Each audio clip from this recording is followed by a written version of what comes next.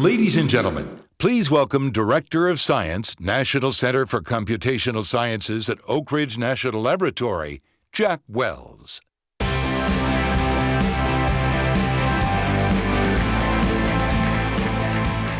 So thank you very much. It's great to be here as a member of the OpenPOWER Foundation. I'm Jack Wells. I'm the Director of Science of the National Center for Computational Sciences.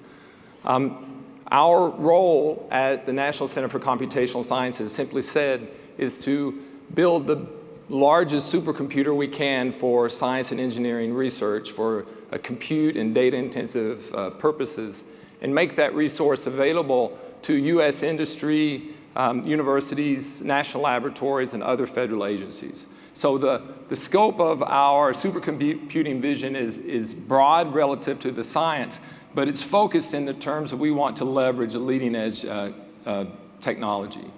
So Oak Ridge National Laboratory is one of 17 national laboratories in our US system, one of 10 that's managed directly by the Office of Science. Therefore, it has a science research ethic, a focus.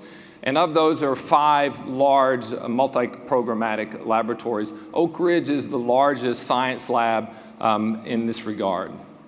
So what is the Leadership Computing Facility? It's a collaborative Department of Energy, Office of Science user facility program that has 2 centers, one at Oak Ridge and one at Argonne. And as I said, the mission is to provide the most capable resources we can. Typically, that means you can get access to resources that are 10 to 100 times more capable than what you would have in a regional or a local resource. DOE has prioritized the 2-center, 2-architecture strategy in order to create diversity and opportunity in the marketplace. And these resources are made available through highly competitive user programs. These resources are for you. If you would like to use them at Oak Ridge, I'm a good point of contact, and so I would look forward to talking to you after the day if you're interested in what's going on at the Oak Ridge Leadership Computing Facility. So at Oak Ridge, our program started in 2004. This was 2 years after the Earth simulator happened in Japan, where the Japanese built a system for science that was 7 times more capable than the sum total of all supercomputers in the United States, right? Jack Dongaro was quoted in the New York Times as saying that was a Computnik moment, right, to have that kind of capability. Our policy engine engaged, and the Leadership Computing Facility was created that I've just defined. Our first machine, OLCF1, was called Phoenix. It was a vector processor based on, very much motivated by the excellent performance that the Earth simulator received in Japan. But then we rapidly realized we needed to transition to a massively scalar processor with a project called Jaguar that had many instantiations over multiple years that led up to Jaguar being a 2 petaflop supercomputer in 2009. It was with Jaguar that Oak Ridge really joined the set of elite supercomputer centers around the world that could deliver capabilities at the highest level. At the same time we were delivering Jaguar in 2009, we were trying to understand what comes next. What comes next, if we had stayed on an evolutionary path, would have been a computer that consumed, say, 30 megawatts rather than 7 megawatts as Jaguar, and required 3 times the floor print, 3 times the footprint in our data center. Jaguar was already the size of a basketball court, right? We didn't build that supercomputer. Rather, we joined a new partnership with NVIDIA to basically upgrade Jaguar to create Titan. And if I were to summarize the achievement there, that within the same footprint, within the same electricity bill, we delivered 10x more application performance across wide areas of science and engineering, right? So at the same time we were fielding Titan, which was also, it continues to be at the leading edge of scientific supercomputing centers. We were already planning what would replace Titan. And that comes very soon, this year. With Titan, we are operating it now, but we are very much engaged with our partnership with IBM, NVIDIA, Mellanox, Red Hat to deliver the Summit supercomputer, which will be a 200 petaflop supercomputer, and which is the subject of my presentation to you here today. Beyond that, again, when you field one of these computers, you better be well down the road of planning the project that is going to replace it.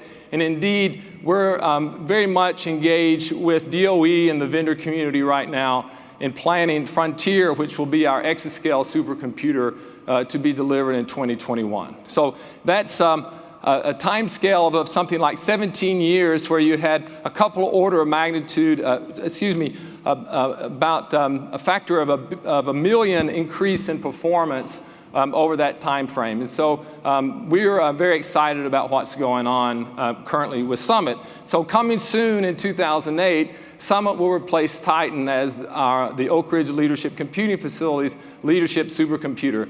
Summit is slated to be one of the world's most powerful and smartest supercomputer for the Department of Energy. Of course, its stakeholders are really much broader than DOE, as I've explained. Here is a quick overview of the architecture. My colleague, Chris Zimmer, gives a technical deep dive on this topic in the afternoon. Summit combines the Power 9 processor with NVLink with the NVIDIA GV100 with NVLink to create the compute unit on a compute board that has 2 Power 9s and 6 Volta GPUs, right? That's all packaged with very efficient cooling technology provided by IBM. 18 of these servers goes into a rack that are warm water cooled and has a max power profile of about 55 kilowatts. For these racks, we're going to have 256 of them in our data center and provide, with the overall memory hierarchy, a total of 10 petabytes of memory accessible to the programmer, and we're building a 250 petabyte file system to support the resource. So this is both a photograph of one of the server nodes. One of these was shown earlier this morning. This one's fully populated with all the components. You can see the copper cold plates, the direct water cooling going into the form factor. It's truly a rich node. Our programmers, our users are very excited about having this much fast memory where it's needed. Co-located the Power 9 processor with the 6 GPUs, the 2 Power 9s with the 6 GPUs. There's the fast HDR connection to the Mellanox interconnect, and we've got novel use cases coming for the non-volatile random access memory that's on board each node. This is a direct comparison between our current platform, Titan, which is a Cray NVIDIA product, and Summit. You can see we have many fewer nodes.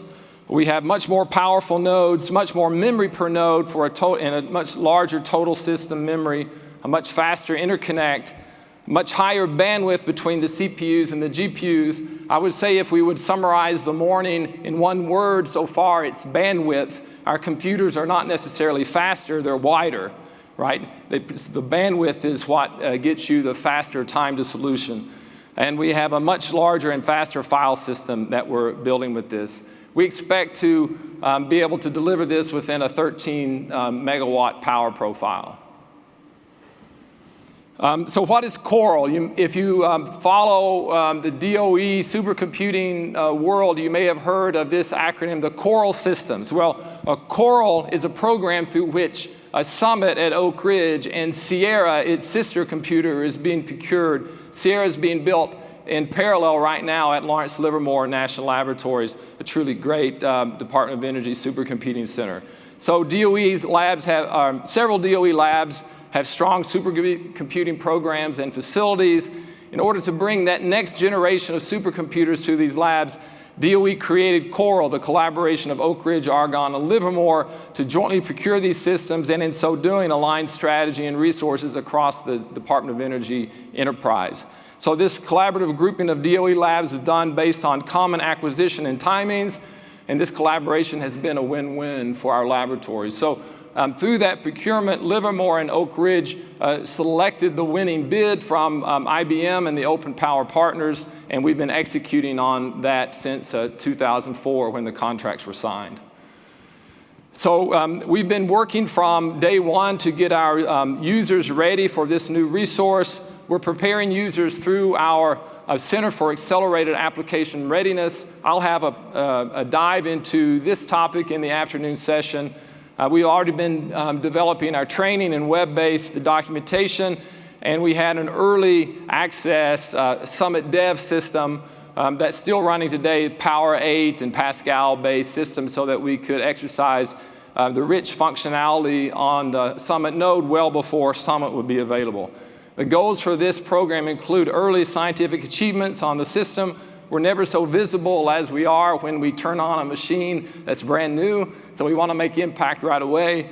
Demonstrate application readiness, prepare users for our major user programs, which go by the names of Insight and ALCC, and otherwise harden the system with real applications for full operations that will begin in January 2019.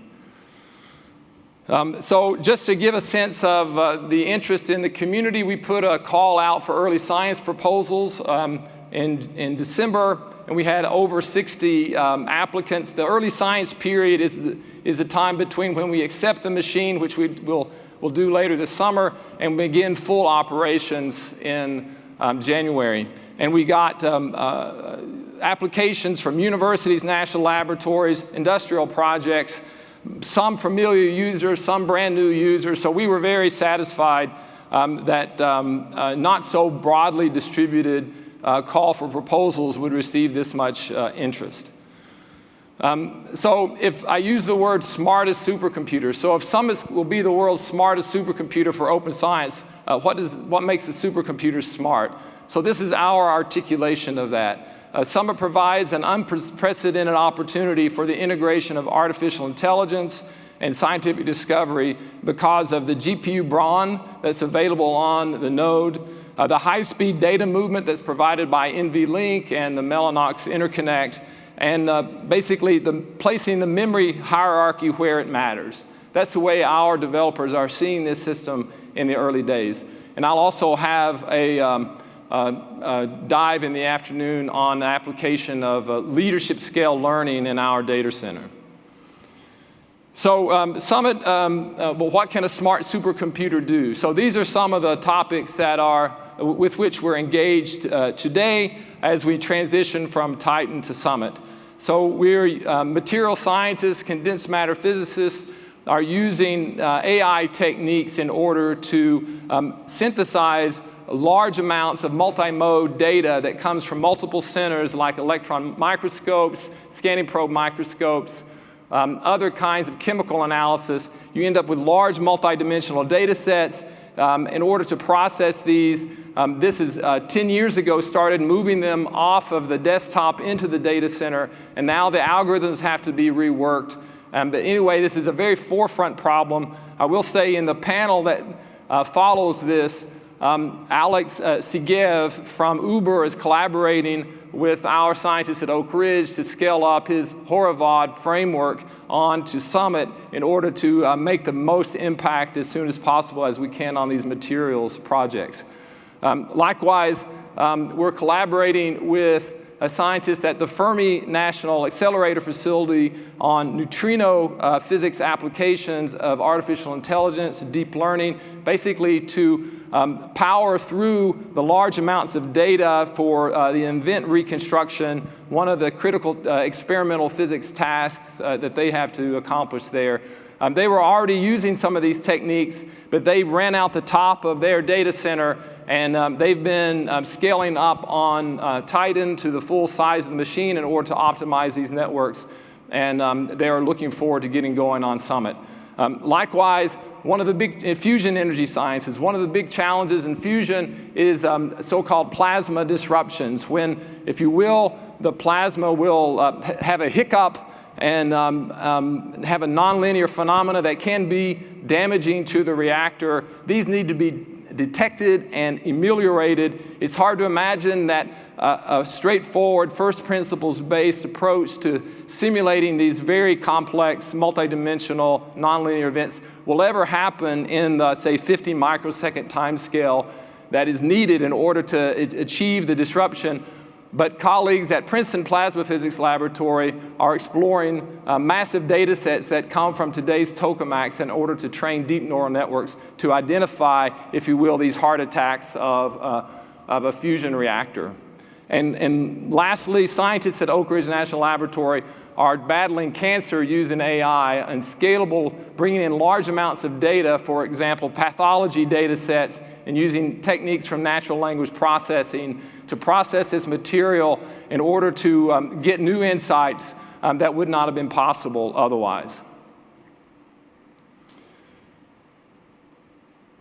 One more. So Summit's still under construction. We expect to accept the machine in the summer of 2008. That's just around the corner, and allow early users on throughout the summer, and allocate our first users through our main user programs beginning in January 2009. We're continuing to work on the node and file storage installation, and very importantly, the software testing, because it's a big challenge to scale our software up to 4,608 of these large nodes. So with that, I'll conclude my presentation, and I'll look forward to the rest of the day.